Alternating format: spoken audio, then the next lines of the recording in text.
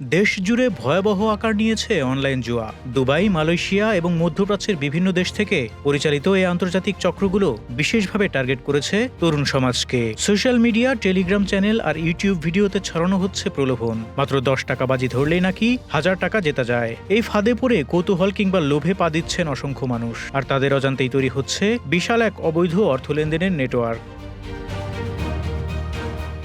চাঞ্চল্যকর তথ্য হলো, এই নেটওয়ার্কে শুধু লাখ লাখ টাকার লেনদেনই নয়, 41 পয়সা পর্যন্ত ক্ষুদ্র লেনদেনও শনাক্ত করেছে গোয়েন্দারা। এই মাইক্রো বেটিং কৌশল ব্যবহার করে আর্থিকভাবে দুর্বল মানুষদের টোপ দেওয়া হয়। প্রথমে কয়েক পয়সার লেনদেন দিয়ে শুরু হলেও একসময় ব্যবহারকারী আসক্ত হয়ে বড় অঙ্কের বেটিং করতে বাধ্য হয়। এটি এখন বিশেষ করে গ্রামীণ ও কম শিক্ষিত জনগোষ্ঠীতে সবচেয়ে বেশি কার্যকর হচ্ছে।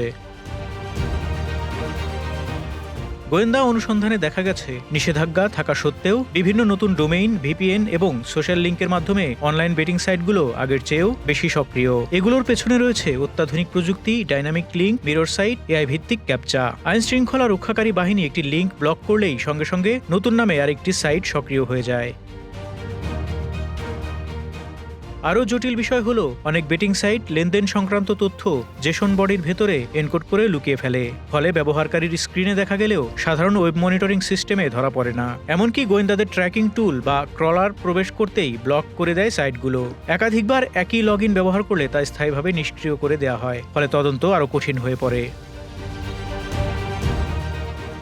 একজন গোয়েন্দা কর্মকর্তা জানান, 1 ঘন্টা আগেও যে লিঙ্ক সচল ছিল সেটি হঠাৎ অকার্যকর হয়, আবার কিছুক্ষণ পরই নতুন নামে ফিরে আসে। তার মতে, এটি এতটাই প্রযুক্তি নির্ভর ও অভিযোজিত হয়ে গেছে যে শুধুমাত্র টেকনিক্যাল ব্লকিং দিয়ে মোকাবিলা সম্ভব নয়। দরকার আইন, প্রযুক্তি, সামাজিক সংগঠন এবং আর্থিক খাত সবাইকে নিয়ে সমন্বিত রেগুলেটরি কাঠামো।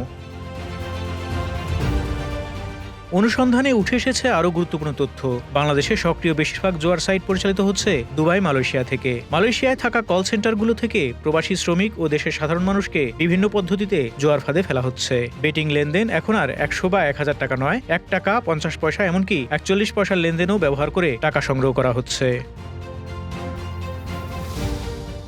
জোয়ার টাকা পাচারে এখন ব্যবহার হচ্ছে অনেক স্তরের আর্থিক network, mobile banking, peer to peer লেনদেন, বিদেশি ওয়ালেট এবং ক্রিপ্টোকারেন্সি। প্রথমে ছোট অঙ্ক ব্যবহারকারীর কাছ থেকে নেওয়া হয়, পরে তা ছড়িয়ে দেওয়া হয় বহু ভিন্ন অ্যাকাউন্টে, যাতে উৎস অস্পষ্ট হয়। শেষ ধাপে সব টাকা আবার একত্র করে ক্রিপ্টো বা বিদেশি ওয়ালেটে স্থানান্তর করে পাচার করা হয়। বিটিআরসি ও আর্থিক গোয়েন্দাদের মতে, এগুলো শনাক্ত করতে হলে শুধু ব্যাংকিং লগ নয়, MFS, operator, peer to peer exchange ও ক্রিপ্টো নেটওয়ার্ক সব প্ল্যাটফর্ম মিলিয়ে ক্রস অডিট দরকার। প্রচলিত অ্যান্টি মানি লন্ডারিং সিস্টেম বড় অঙ্ক শনাক্ত করতে পারে, কিন্তু 50 পয়সা বা 1 টাকার ক্ষুদ্র লেনদেন সহজেই ফাঁকি দিয়ে যাচ্ছে। প্রযুক্তিবিদ তানভীর জোহা স্পষ্টভাবে বলছেন, সাইট ব্লক করে লাভ নেই, টাকা চলাচলের পথ বন্ধ করতে হবে। তার মতে, ভুয়া এমএফএস অ্যাকাউন্টধারীদের কঠোর শাস্তি, জরিমানা ও জেল দিলে উদাহরণ তৈরি হবে এবং সমস্যা দ্রুত কমে যাবে। সরকার ইতোমধ্যেই 58,000-এরও বেশি এমএফএস অ্যাকাউন্ট ও 1331টি পোর্টাল বন্ধ করেছে। এনটিএমসি বন্ধ করেছে 123টি জুয়ার অ্যাপ। বিটিআরসি বলছে, মাল্টি লেয়ার টেকনিক ব্যবহারের কারণে শুধু ওয়েবসাইট ব্লক যথেষ্ট নয়। এজন্য এনআইডি, সিম মিলিয়ে এমএফএস অ্যাকাউন্ট যাচাই, active crawler, content filtering, pop up blocking সব দিক থেকেই নজরদারি বাড়ানো হয়েছে।